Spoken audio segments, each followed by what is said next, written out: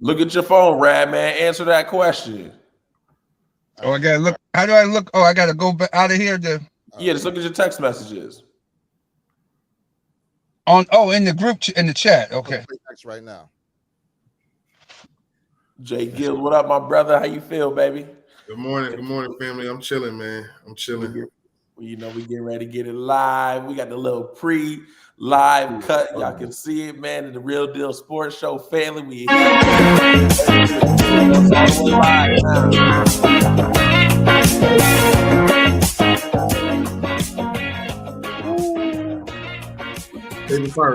You already know, man. It's Deion Dawkins, and you listening to the Real Deal Sports Show on the Beat 105.5. Hey, what it is, man. You already know, man. Let's get it, man. Our man Deion Dawkins, every time I hear that, get me, and I can see it, get J-GILLZ hype. That's my brother, man. You already know. You got it just on point, man. I got to work on mine with my Louisiana twang now with it, man. But what's going on, Real Deal Sports Show family? It's been a minute, so let me reintroduce myself. This is the Fanatic here, hosting today. We're going to bring the Rad Man on. BacSpin's out gallivanting, being with the VIP people of all VIP people. Hey, I won't tell y'all, but me and BacSpin had a good fantasy match last week. And just like them Cowboys, most of the weeks, they ain't come out on top. So, hey, we got a heck of a fantasy football league, but we'll talk about that later. But nah, man, it was a great matchup last week. J-GILLZ team. We got a lot of good teams. Radman got his first win in our fantasy league. Hey, we got more to talk about the fantasy. Good luck. Hopefully everybody is doing as well as they can in their fantasy league. Injuries are taking the main point with the fantasy league. So if y'all got fantasy questions, holla at us. Let us know. We'll take y'all into it, man, because our league is on and popping. It's all the way live, man. But I'm excited to be here. DJ Sean Touch, what up, my man, is here on the ones and twos holding us down this morning. Our audio engineer, so shout out to you. Thank you for being here, BacSpin. Can't wait to see you next week. And, of course, I got to introduce my brother, J-GILLZ. What's good, baby? How you feel? Oh, man, what's going on, Fanatic? Right now, it's a great time in sports. As you already know, man, we got the baseball playoffs going on. We got the Mets going crazy. Then we got basketball coming on. Victor Wembanyama looking amazing right now. Him and Chris Paul. Oh, man, I hope we get into that today. And then you already know the football thing going on, man. Yo, Patriots, my Dolphins, the Jets. Oh, the AFC East looking kind of weak right now. I ain't going right now. Everybody in the shop. Yeah. But sports of all sorts, man, and you're getting it right here on the Real Deal Sports Show each and every week. So we got so much in store for y'all. It's going to be a great show. No doubt, no doubt. And the Rad Man, he's going to be with us here limited time because he's off and running, looking clean, cleaner than the Board of Health, but looking a little chilly up there, Rad Man. What's good? How you feeling? Yeah, hope I can take the jacket off after the second game out here at Webster Town Hall Park. Big showcase. A lot of college scouts, Division 1, 2, and 3 coming out to see the girls play softball today. They got games on about 6 different diamonds out here today, starting from 8:30 until probably 5 o'clock today. So if you want to see some good quality softball, a lot of good softball players here. One young lady just signed, got an all expenses paid college to Oklahoma, to the #1 ranked Oklahoma Sooners. Oh, wow. That's how good of softball players we have in this marketplace. Congratulations to the young lady for earning that scholarship to Oklahoma to play softball for the Oklahoma Sooners coming up in the this coming fall and into the spring season. So congratulations. You want to see some good softball come out? You want to hear some good sports talk? Because we're not talking about what we heard. We talk about what we know. And that's the Real Deal Sports Show. And gentlemen, Pro Football Writers Association meeting we went to in Las Vegas, the #1 topic was the players want us out of the locker rooms. And we said, whoa, we got to be able to go in, do our interviews, talk to the players. A lot of the interviews you hear right here on this very show comes from the locker room after the games, most of the time after the games. During the week, I think they're more protesting more about during the week. I know Austin Eckler and a few other players are conducting interviews usually on that Wednesday, Thursday, when you get access to the team on media day, which is always Wednesday of each upcoming week.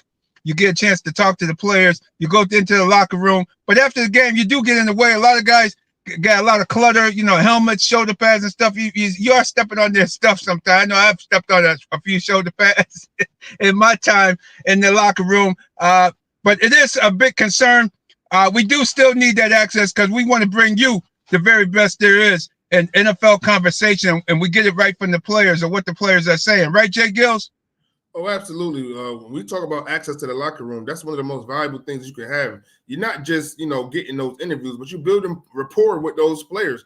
A lot of those players, it's a 50-50 split because some of those players, they get their stuff and they leave before we even get to the locker room. Because one thing they got to understand, right, man, is that the media, we don't have straight access straight to the locker room.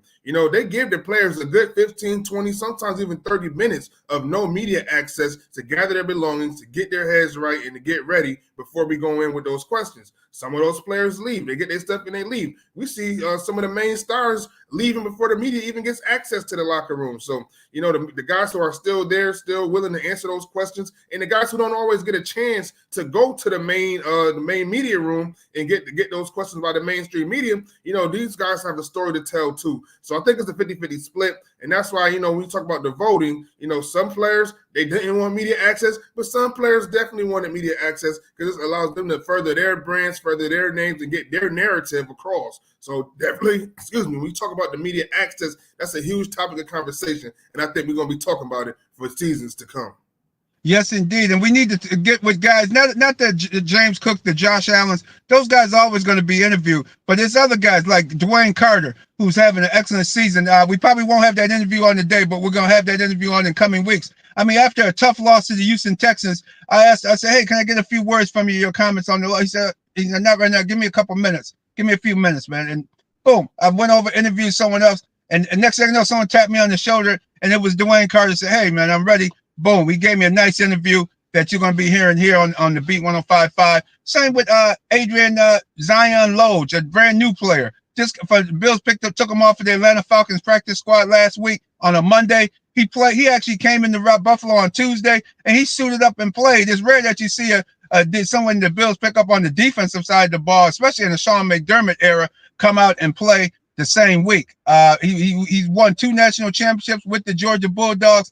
Zion Logue, people wouldn't even know who, but most people don't know who that is. But we had a chance to talk to him. I had a chance to talk to him in the locker room down there in Houston, Texas, last weekend. After that Sean McDermott loss last weekend, guys.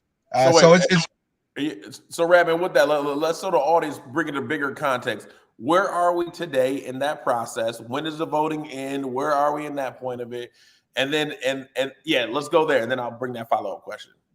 It's a moving target right now. The players are trying to institute some things on Wednesdays, on media day, that they don't talk to players. They don't talk to the media in front of their in the locker room, but they'll come out to a podium or somewhere outside the locker room and speak to the media. So it's a work in progress at the present time, Fanatic. So with that, would anything change with the media in this current NFL season, or are we talking about seasons to come?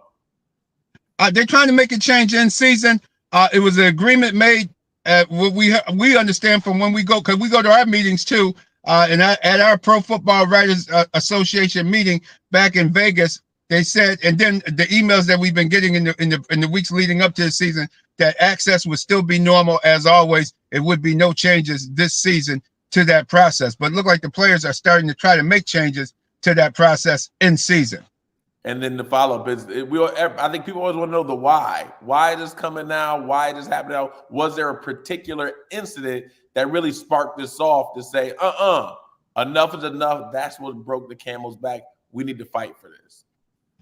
There has been a few instances, yes, with some media and some other markets, just don't, sometimes things happen. They, step in, remember these guys are naked and things of that nature, and people, some people are making some comments that have been made about people, which is just, I would say, unprofessional and not dealing with the football topic at hand. So you have had some instances in other markets of things taking place as well. Got it, Radman. I know you gotta understand too, Fanatic. This is a day and age where everybody has a cell phone. I do a lot of my work with the cell phone. In that sensitive locker room, where you got people changing, you got people who don't got no clothes on, and then people with their cell phones out. And to me, that could be an uncomfortable situation if the person is not professional. So they have every right. Not to mention, it's over millions of dollars worth of merchandise in those locker rooms. I'm talking about these brothers got their chains, they got their Louis Vuitton bags, they got their everything. So it's the locker room is a sacred place, you know. So I definitely understand both sides of the story. Love it. And also you also have women reporters who do a very good job. And no, nothing against, but you know, it's women in the locker room too. And you still got it, you know, it's still, you know, when you have women in there, you know, it's a whole new, it's a whole different dimension. But the women do a great job with their interviews and their questions and things of that nature as well. Gotcha. Hey, Radman, I know again you got to get ready to run, but I know you wanted to speak on the Jim Trotter lawsuit with Terry Pegula being named and the main man, your main man, Jerry Jones, man, the real orchestrator of everything in the NFL. Did you want to go ahead and tell the people what's going on with that and why is that important to talk about? Yes, we're hoping to get Jim Trotter on the show at a later date, or even during Super Bowl week. We hope to get him on the Real Deal Sports Show. He settled his lawsuit similar to the Colin Kaepernick lawsuit. It was settled. You know, they're going to have the disclosure where you can't speak about certain things. You only can speak about so much. But Jim Trotter came out earlier this week and let us know that he has reached a settlement with the National Football League, which was dead to right wrong with their hiring practices, allegedly, with on there and not having black media people in charge and no managerial position at the NFL Network and also the NFL media overall in New York City.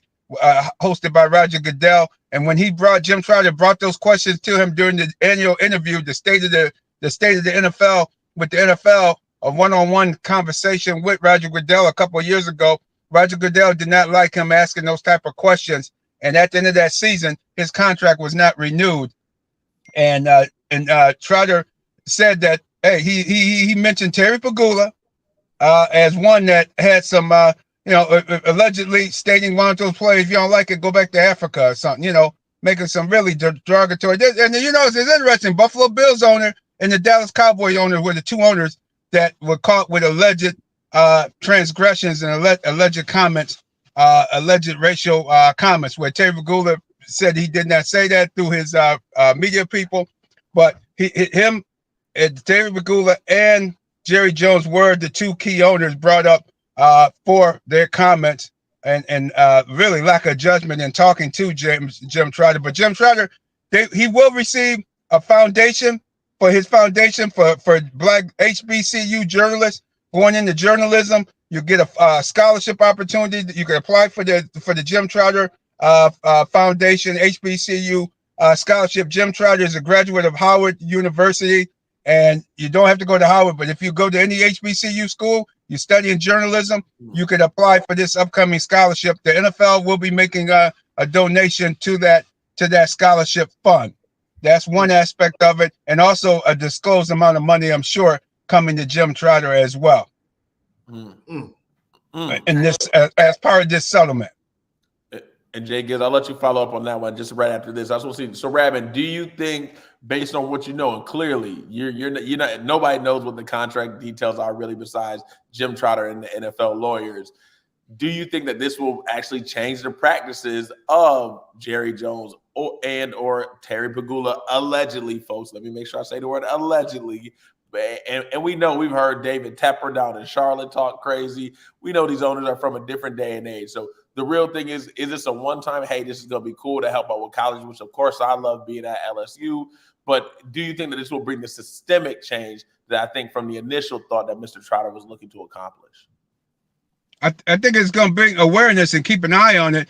Just like anything else, he can't really disclose it. But obviously he won. Obviously he was correct in filing this lawsuit, or else he wouldn't be getting any settlement whatsoever. So we hope you people keep an eye on it and just have to bring it up and keep bringing it up and keep watching the hiring practices within the National Football League, especially on their media networks and outlets of that nature, because it's predominantly African-American men playing in the sport, and you don't have African-American men in the media or in the managerial positions within the media system of the National Football League. Love it. Good points. Good points. Good conversation. And we know, folks, well, again, we're not telling you what we heard. We tell you what we know, and we will continuously always bring up subjects like this to bring awareness to it because we need to make this change. So, hey, Radman, again, just give us a quick recap. I think pretty sure we have our guest here, so I want to make sure we get a chance to get to him. But just Bill's recap. Let's just tie it up with a bow. Ugly loss. Josh Allen 9-30, getting a little smelling salt. Looked like he was definitely concussed, but he pointing, doing the Michael Vick look concussed, but pointing to his ankle. What's up, man? With what do we think about the Bills? I think that I'll tell you first. I think the defense was let off the hook because Nico Collins, if he wouldn't have got hurt, I think the Bills defense could have still been cooked. So I'm interested to see if the Bills will look forward to trying to grab a T. Higgins or Deontay Johnson or Amari Cooper, all on teams who are not doing well, who will all be free agents this coming summer. So it'll be interesting. I think the Bills need more receiver help, especially if my man, not Tupac Shakir, but Khalil Shakir will, it looks like he may be out on Monday night, and the Jets are right there. So it'll be interesting. Devontae Adams is a big name out there, but Radman, talk to us real quick. What are you thinking about the Bills? Just quick recap on the loss to the Houston Texans. Quick recap. You can bring Superman. You can bring anybody. You can bring anybody to the Buffalo Bills. If Josh Allen gonna be bouncing the balls to the receivers, it's not gonna make any difference because Mac Hollins, Tyrell Shavers, those two guys were wide open most of the night. I mean, Mac Hollins, he abused his he did a move on him at midfield. He cut to the sideline. All of a sudden, he did a head and shoulder move, and he went to the sideline, and the defender just slipped down on the logo and just on the Houston take the H-Town logo at midfield. He just slipped on the logo and went down, man. And Mac with this waving, he was wide open, man. It was unbelievable. And all Josh Allen had to do was when he was rolling out, stop, set his feet, and throw the ball and throw a crisp pass right to him. He could have caught that. Then another one. He shook the same cat. The dude fell down again, man. Got up. I mean, Josh Allen overthrew Mac Hollins again, and Mac Hollins, that was seven easy points.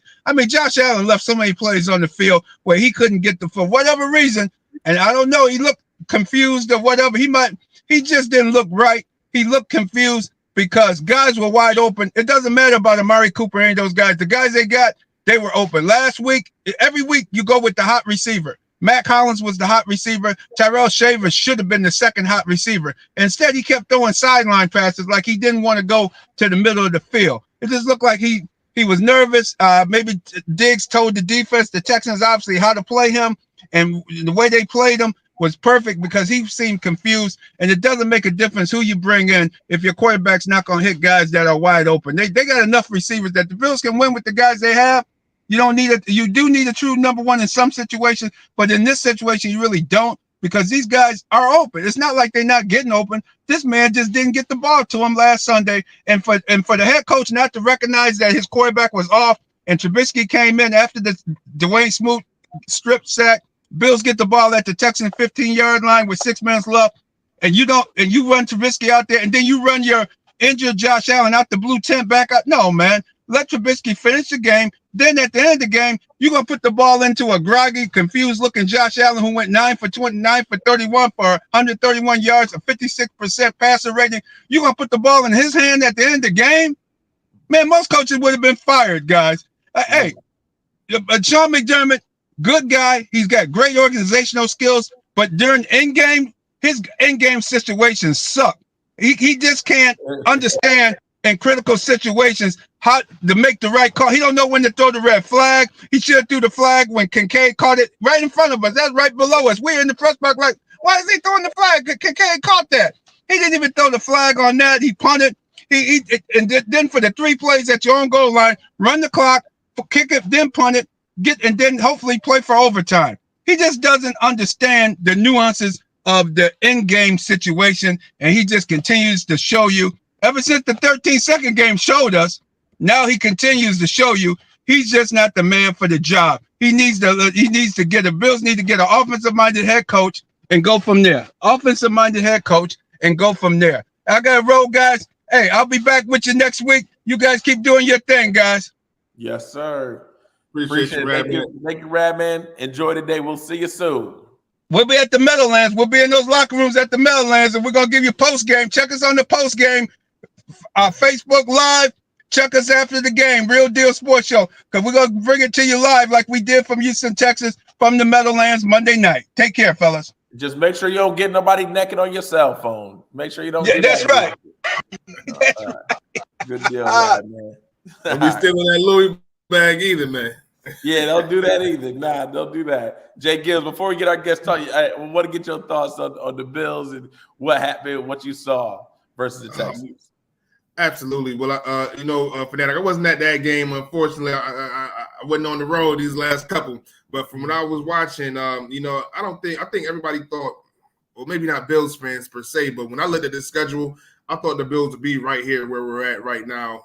This is a tough 3-game road stretch at the Ravens, at the Texans, at the Jets, you know what I mean, with a lackluster offense. So when I looked at this schedule, when I looked at this team, I figured they'll be somewhere right here, 3-2. 2 tough losses. You know, you got beat down by the Ravens, but that was a tough loss. That was a pretty even game against the Texans. So what I saw from the Buffalo Bills was exactly what I expected to see. A team that has a good offensive play caller in Joe Brady, a team that was able to run the ball, a team that does not have any weapons on the outside, and I don't see any NFL team able to get it done without having any premier weapons on the outside. And unfortunately, until they can get somebody who can actually, make those big plays that Stephon Diggs used to do in the past, I think this is going to be that purgatory season for them. As I look at this schedule continued, it's a very tough schedule.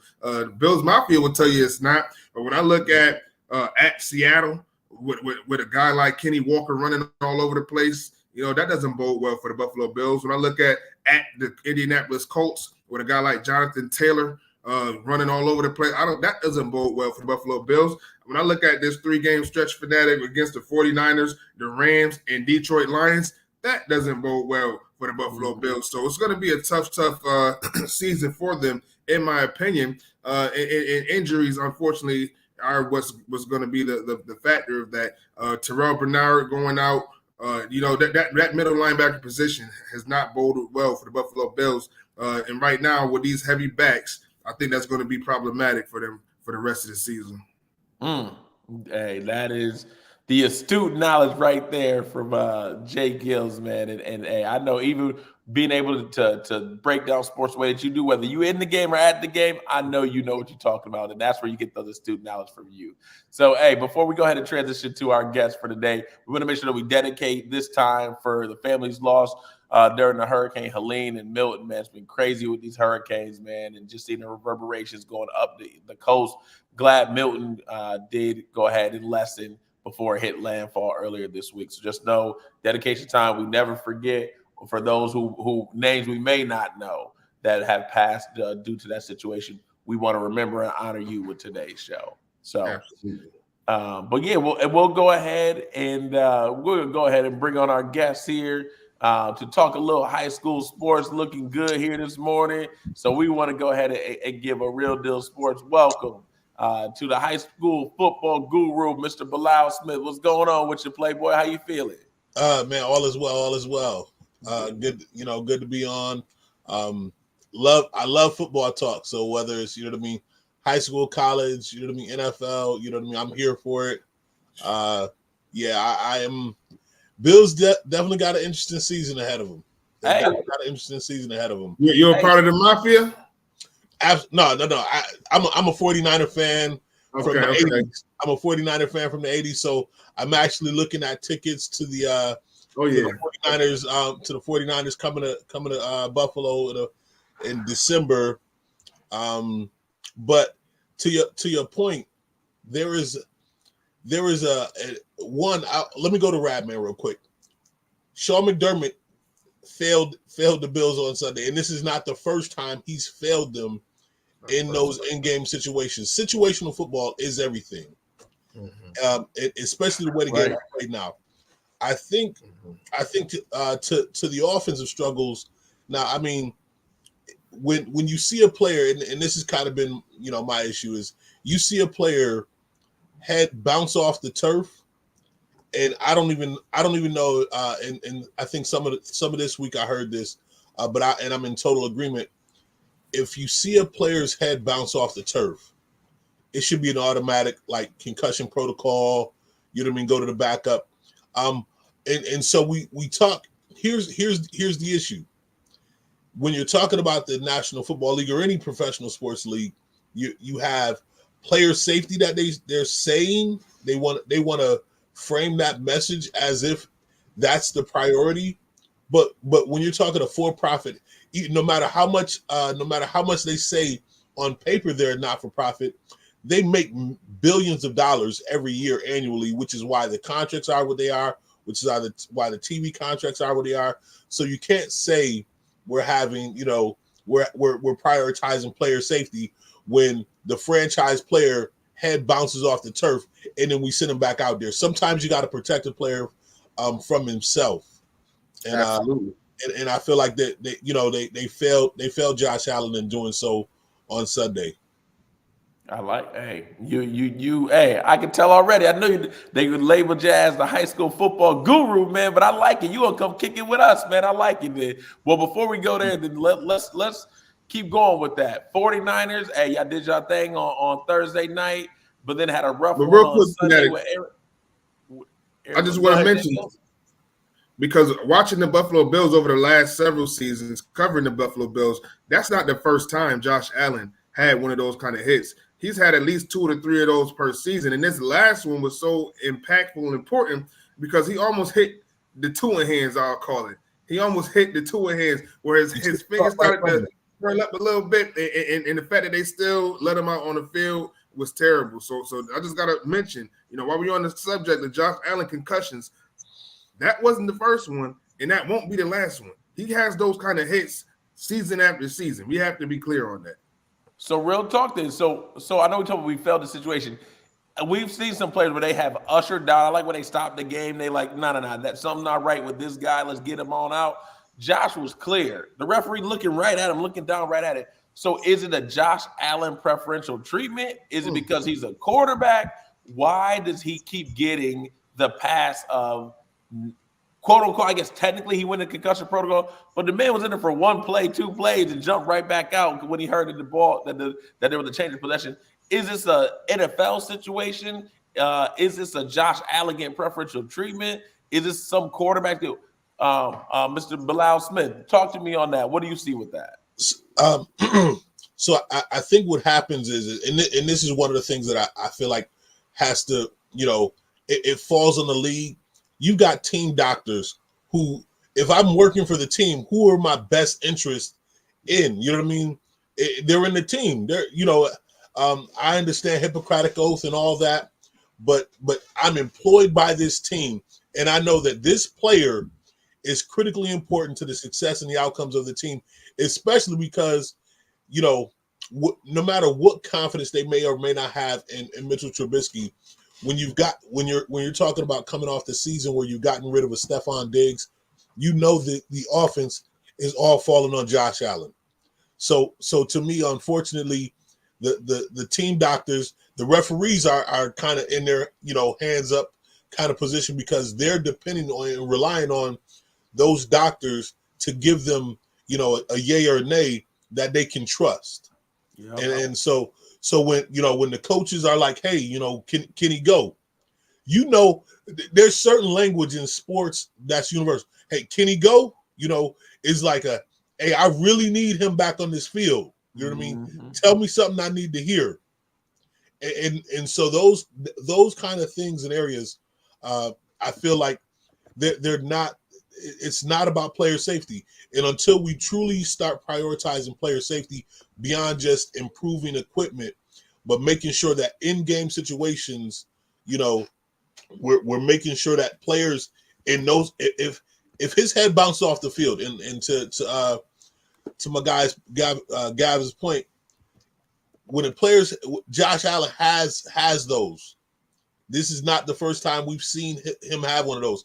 And I promise you, I had the exact same thought. I said, man, that looked too similar to when Tua a few weeks back had bounced off the field. And what I saw was, and this wasn't the first time Tua, he seized up. And if anyone's familiar with, or seen seizure type of responses, when you see somebody seize up, that's neuro. That's a neurological impact that, you know what I mean, the compounding effects of those, you don't want to see what these guys' quality of life is after football when you start mounting up those kind of impacts on the brain. And I feel like, you know, it's unfortunate that I don't think Josh Allen is getting preferential treatment. I really feel like his team is prioritizing their success over his health. Got it. I know we can talk about it for a minute. And J-GILLZ, please jump in on this one. But that I find it always hilarious. Every single time, if you listen to a game and had a sound on, anytime somebody is in the concussion protocol, it is almost contractually obligated for them to then say, oh, look at the independent neurological doctor coming to check him out. He's independent. They almost put the emphasis, like the NFL's letting us know, nah, it's not the team doctor, because we get that. Hey, they work for them, da-da-da. No, it's the independent neurologist coming to check him out, but then these things still happen. So, J-GILLZ, any thoughts? No, I both got it right there, man. Absolutely. Love it. Love it. All right. Well, hey, because I want to really get some college football talk, because it's all the way live here in Baton Rouge. And it's been like that. You LSU? Yeah, yes, sir. Yep. Okay, yes, go blue. Yeah. Oh, come on now. Hey. Well, y'all had it last year, man. But it's y'all struggling this year, man. And it was part of the upset. You lose a Harbaugh and you know, I mean, you think about McCarthy going to the league, and you lose the pieces we lose, and it's gonna be a different kind of season for us. Balances out because there's still an outside chance for us to make it in with the new format. If it was a 14 format, I'd say it's over. But with it being a 12 team, depending on how we can run the table, and you know, the Michigan fan in me believes we can beat Ohio State. Ohio State is looking like a real machine this year. Hey, man, but you are absolutely right on that, man. And one of the big pieces that I wanted to get in with is last week wasn't even look like a great slate of games, but we had Bama, Tennessee, sorry to say, go blue, amazing blue, Michigan lose to Minnesota, University of Southern California. I got to say it like that because people in SEC land who I know are listening, I say USC, they talk about University of South Carolina. I'm like, that's not who we talking about. But USC lost, Missouri lost, Louisville lost all last week. And this week, man, and even Syracuse, man, with shout out to Syracuse up there. They killing it. They balling. They beat UNLV in overtime last week, number 25 in the nation. It's really this college football playoff season is nuts already. And this week, today's games, I'm like, man, I got to get my family time in early, man, because shoot, man, I'm looking at these slated games. And right here in Baton Rouge, the all eyes will be on us tonight. Death Valley, 103,000 people is already sold out crowd. Cheapest ticket up in the 500 section, $170. It is crazy. Campus was live last night. It is going to be all the way rocking in Death Valley at Tiger Stadium tonight. So I'll be glad to give y'all the recap. I don't bring my phone in there to go talk to my college kids. We're just going to go kick it and have a conversation. But think about it. We got South Carolina at Alabama, Clemson at Wake Forest, Texas, the Red River rivalry, Texas at Oklahoma and the Cotton Bowl in Dallas, Penn State at USC. I think it's going to be a really interesting game. Just note, folks, that's on CBS. I'm used to the SEC games being on CBS in the afternoon. They changed that up now. Penn State and USC will be on the CBS game. You got Stanford, Notre Dame. You got Ohio State at Oregon up in Eugene, 6:30 or 7:30 tonight in the East. And don't sleep on them. Coach Prime got his boys out there balling 4-1. That's the 10-15 game in the East. So it is a ton of great college football. Go ahead. You know what I mean? What are we seeing out there today? What do we expect? Well, no, I just want to give Coach Prime his flowers, man. This man, he is a leader of men, and just the things that he does for these young men. Joe Horn Jr. specifically. If anyone knows about the situation going on with his dad has been locked up for a number of years now. He contacted Joe Horn, said, I got your son. I'm gonna take care of him. He gonna be all right. Those are the things that, you know what I mean, that when people are when the media's, and the talking heads on their platforms are talking about the Colorado Buffaloes, they're leaving all of those things out. You know what I mean? And they use the most insignificant things. The man was 1-1 at the start of the season. They were calling the season a wash. He took out they had the kind of the whole issue with the sports writer that the university NBC affiliate. Yep. Yeah, and that they made that an issue. They made that all about he's a false prophet. They made it all about bashing Coach Prime. Mm-hmm. But as a man and as a leader of men, which I feel like at this level you have to be, especially when you're talking about the majority, the vast majority of the players that he's coaching and leading are young black and brown males. I don't think he gets enough credit for the job he's doing, and in turning around that program. That program was horrible. It was horrible. Hadn't been relevant since the Cordell Stewart days. Yeah. But they mask, and oftentimes this is one of the issues. They mask their hate for this man, trying to use these pseudo football arguments, and they're really just their underlying hate towards him. Mm-hmm. But that man has done an amazing job, not just leading those young men, but turning around that program. No matter how people feel about how he's doing it, he's turned that program around. 100%. I couldn't agree more. Couldn't agree more. It is a little bit slight hate, or hate just hidden with behind veiled shots and things like that. So you're absolutely right, and I think it would be super dope, which is maybe why New England is playing Drake May as a Patriots fan from way back when, not the Tom Brady years, Drew Bledsoe, Dave Meggett, my man, the first black tight end I ever remember, my man Big Coates, Big 87, holding it down, Terry Glenn, rest in peace. Back in those days when I was growing up, loved New England, just fell into it when Mo Lewis knocked out Bledsoe in week 3 of 2001, and in comes Thomas Patrick Edward Brady Jr. I say all that to give that my history with the Patriots, but really I wonder if Colorado could have the number 1 and number 2 picks. And my point with that being, New England definitely need to take Travis Hunter unless we see Drake May, and I'm afraid of what we might see because I know he needs time to develop. I feel bad he's going in and being bereft of weapons, but if he looked that bad, hey, you can never have too many quarterbacks. You might have to get Drake May, sit him down next to you. We talked about the receivers who are free agents, and you may draft Shador next year because Shador, I've seen him now. This kid, Carson Beck at Georgia here in the SEC, real robotic, real manufactured. I don't think he really sees the game. They're gonna keep you talking about these veil shots, how they do. Sometimes us people of color and they want to hype up other players. Carson Beck, not that good. I'm telling you, you want him, not that good. I'm telling you now. I like my man, the quarterback out of Tennessee, but young. He just playing with a high flying offense. Imanga is a quarterback. To me, Shador Sanders, clear cut best quarterback in the nation. Travis Hunter, probably the best player in the nation. They could go 1 and 2 easily. I think with Shador, to your point, we get these veiled shots about, what he is at the next level or what he projects to be at the next level. I think people underestimate the dynamic of having to play with the amount of expectation and under the spotlight, right? And how that translates. Mm-hmm. And then I think people also, and this has been a thing for me. I've said this going back to the Jets a few years before they took Zach Wilson. They were considering quarterbacks throughout different eras. I think it's Justin Fields draft. Is that who you're thinking about? And I said they should have drafted Justin Fields. I said the Jets should have drafted Justin Fields. And I'm still a believer in Justin Fields. I feel like people, again, he's in a situation now to give him an opportunity to grow. But again, as a Big Ten guy, watching him throw as accurately as he threw in the Big Ten, the young man can throw the football and he can use his athleticism to get big plays.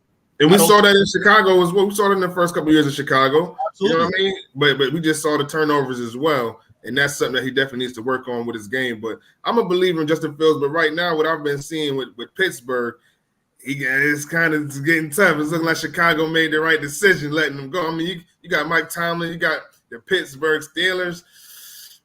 Yeah, now he reactivated Russell Wilson. They're getting next to nothing from the run game, and you know, so it becomes tough to say, hey, we're not getting anything from the run game, and we're trying to me, the most important component any athlete, especially at the position of quarterback, has is confidence. Definitely. You're talking about 3 years in an organization where you're getting pulled in and out of the lineup, you know, multiple different head coaches and coordinators. You know what I mean? His confidence is a work and rebuilding process. And when they get him back believing in himself and just trusting that thing that made him special, getting to the league, I think you'll see the difference again, that just takes time. It takes a while when a young man has had, you know, coming into because nothing about the Chicago Bears organization right now is a culture that is winning. Right. So you go and so there's guys that aren't culture changers. Mm-hmm. Right now we're seeing a couple. CJ Stroud is a culture changer. We're seeing what Jaden Daniels looks like, a culture changer in the works. In the works. I mean, hey, he changed LSU just like that. And my man had the most historic season. That's a fact. You coming from a college perspective. I've seen that, young man. But go ahead. You coming from a college perspective. That's a fact. But this is his fifth game in the NFL season. I need to see more from. You know what I mean? We've seen quarterbacks get hot. I'm not disagreeing, but to come in, they were a dumpster fire. Exactly, and to have people believing again, and that's what I mean by culture changer. When people start to believe that's a rare quality and a rare trait. And again, and if you don't go into the right situation, that can, you know what I mean. Definitely. And you know that can really mess with a young player's psyche. And once you lose this, I don't care how physically gifted or talented someone is, it's going to be so I think that's where we are with seeing Justin Fields kind of transition. I just don't know how activating Russell Wilson is going to help him out with this. I'm hearing Russ might even get the start moving forward, but I'm just saying. Yeah, yo, and that's crazy. And just with the Russ thing, I don't know if y'all heard about it. I just heard it a little bit in passing yesterday. So did y'all hear the veil shot from Arthur Smith about Russell Wilson? They were talking about how Justin Fields is real. He's about his teammates. He is somebody who we can clearly get behind. And he was like, we don't always have quarterbacks like that, even here in Pittsburgh. Oh, yeah. I'm like, dang, Russell Wilson ain't even played. They already taking a shot at. We saw what Sean Payton did to him. Yeah. And we heard what Richard Sherman and Legion of Boom said about him. I'm like, Russell, they think he's fake and they just don't like him. And hey, as Maya Angelou would say, when people tell you who they are, believe them. He may not know who he is or what he's about, but it can't keep saying everybody's saying the same thing and everybody else is wrong. Yeah, it's got to be something up with Russ. So that'll be interesting to watch. I do want to touch back on the Shedeur Sanders piece. B. Smith, you definitely made him a good point. I just want to add to the point what I love about Rochester and tie it in here. I got trained in particular in baseball by Robert Douglas Long, aka R.D. Long. Great baseball player. Derek Jeter's roommate made AAA baseball. And he was one of the first professional players to give back to Rochester to really teach us the game. When you have that kind of teaching mentorship, I can call him now and still talk about as I'm training my two little daughters, 4 and 3-year-olds in sports. Like it's a different level. Think about who Shedeur Sanders has had access to. He got Tom Brady on the regular. He has T.O. on the sideline. He's got professional after professional after professional. Shannon Sharp, Hall of Famers. I think that piece of not only blood DNA in the Deion, man, and one of the best athletes, if not the best athlete of all time, at least in the modern history, versus like and then in addition to the people who you get to have the family that you get to choose, that's around you, that's pouring into you, that's a part of your village. Man, I think Shedeur, I'm not going to say he can't miss and can't lose because I think he is a culture changer and he's going to come with a certain gravitas that I think that I'm still trying to decide on, but I think because of who his dad is, he's not going to turn people off. Unlike, I'm sure, what it could be for the Lakers right now, Bronny kind of turning people off like, dog, you ain't even that good. You shouldn't even be on this team. It's your daddy who got you here. I think with Shedeur, Look, I got to touch on that real quick. Touch on that, then, BacSpin. You with us for the rest of the show. If you got time, you here, baby. Yes, sir. So with I agree with everything you said about Shedeur. I want to add to that this as well is when you've had that kind of, again, DNA, like you said, just being around it and being able to soak it up in you go into the league with a different, with a different kind of understanding and outlook. The other thing I think that his college situation and experience has given him that translates different to the NFL is he's not playing getting untouched. A lot of quarterbacks who are looked at as the number one, number two guys, you know what I mean? These guys are playing behind lines and not getting touched. Great. That's true. That's a great point. This young man has played under the gun, and this is, I feel like this is the thing that separates him from any quarterback in Division I, right now. That's a valid. This young man's ability to run the 2-minute offense. If you go back to last year and watching the games where he, 2-minute offense execution, his knowledge of the game here and ability to execute it on the field, and you don't ever see him too high with the high, too lows with the lows. Mm-hmm. This young man executes the 2-minute offense as good as anybody in the nation right now, if not better. And again, he's doing it having to face rushes and get be under pressure significantly more than anyone else that's being in that conversation of being, seen as or considered as taking the number one quarterback off the board. Absolutely. That's a great point. I kind of want to shift the conversation. So we went to the NFL, we went to college. Now I do want to take it to high school because we got a major game today. The station's been promoting it all week. We got the Monroe Red Jackets versus Greece Arcadia. This is homecoming. And as we know, Monroe made the huge change to Class A. It started off hot. 2 tough losses against some of the better competition in Class A against East and then against Canandaigua. Now Greece Arcadia. What's your thoughts on the game and how can Monroe get back to that dominant team that we know them to be?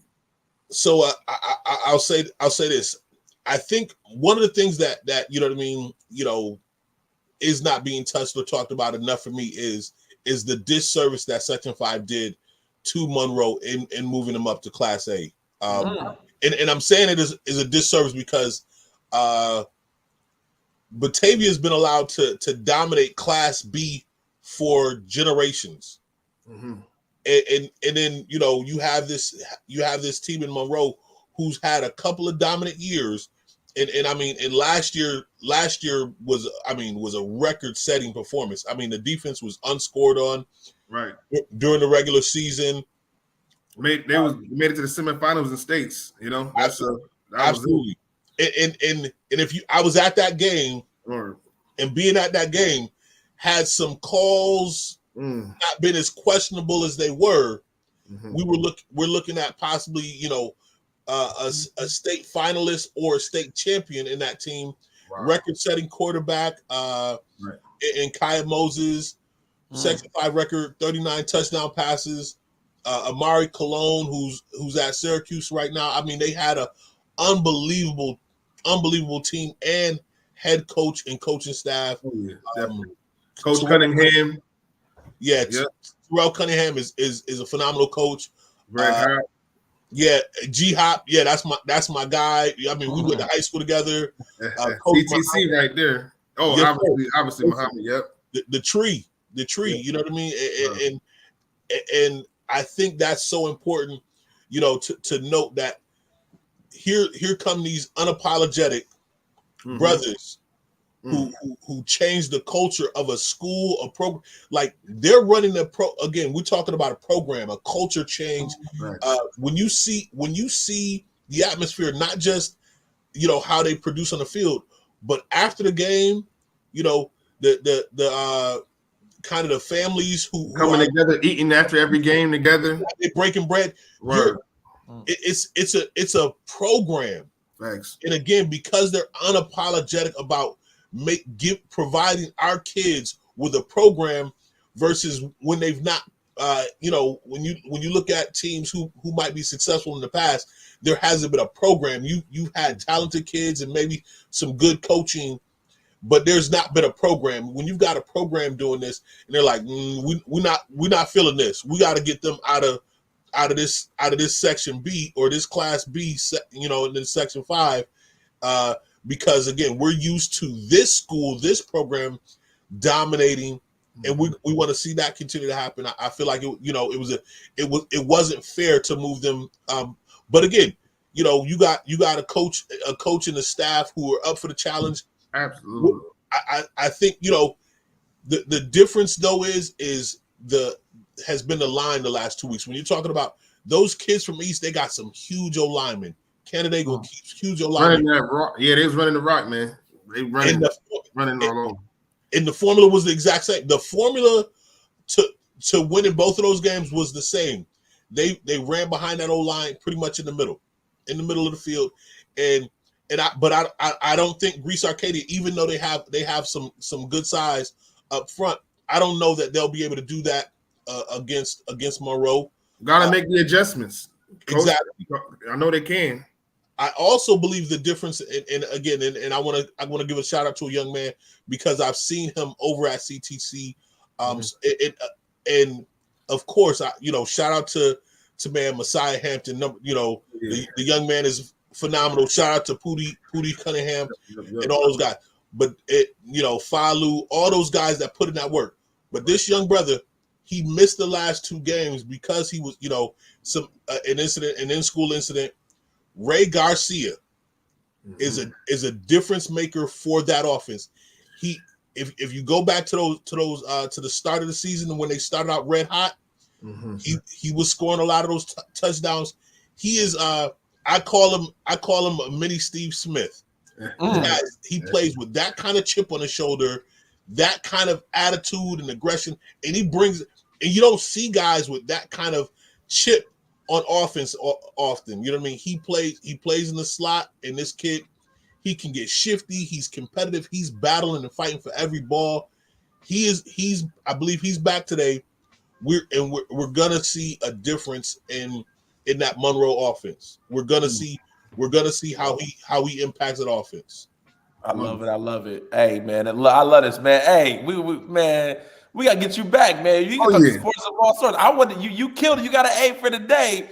I want to talk a little baseball with you, see if you know about that, and a little WNBA and a little tennis and a little basketball too. Now, yes, sir. Well, since we got back, since we touched on basketball a little bit, I want to give this to Bronny. My wife and I, we're big Food Network fans, right? So I was watching guys Triple D, Diners, Drive-Ins, and Dives last night, and I'm watching, and if anybody watches the Food Network, Guy Fieri has had his oldest son kind of co-hosting that. He's been like soft introducing him for years, and now it's to the point where like his son is essentially a co-host on every show that he does. And nobody says a word about Guy Fieri's son, you know what I mean, or in folks in those kind of positions creating space or making opportunities for their children to be positioned for success. You know what I mean? But LeBron James, here it is. We talking about the 52nd pick in the draft.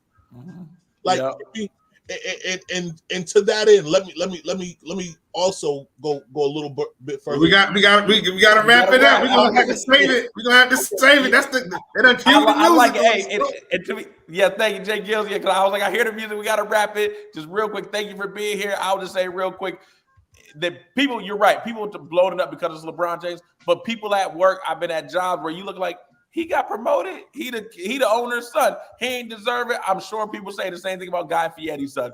People just say in the quiet part, they don't get a chance to say it out loud, but they still say we all say it. So, but again, but nobody has to hear that this volume. Exactly. Well, yeah, LeBron's top 5, most famous in the world. I would probably guess that it most recognizable. So, Hey, I love it. Real talk. Let's make sure we chat and bring it up. We're gonna have you back. We would love to have you back. Hey, thank y'all for being with us today. Make sure to subscribe to us on YouTube, Facebook, The Real Deal Sports Show. We do this thing every week, giving time out of our day to come bring this to you. Check us out live. Check us out on the pod. Tell a friend to tell a friend. But this is your parking lot spot to know about sports of all sports. Not telling you sports of all sorts. Not telling you what we heard, but we telling you what we know. We appreciate it. Peace. Remember to like, comment, subscribe, and share. What J-GILLZ said.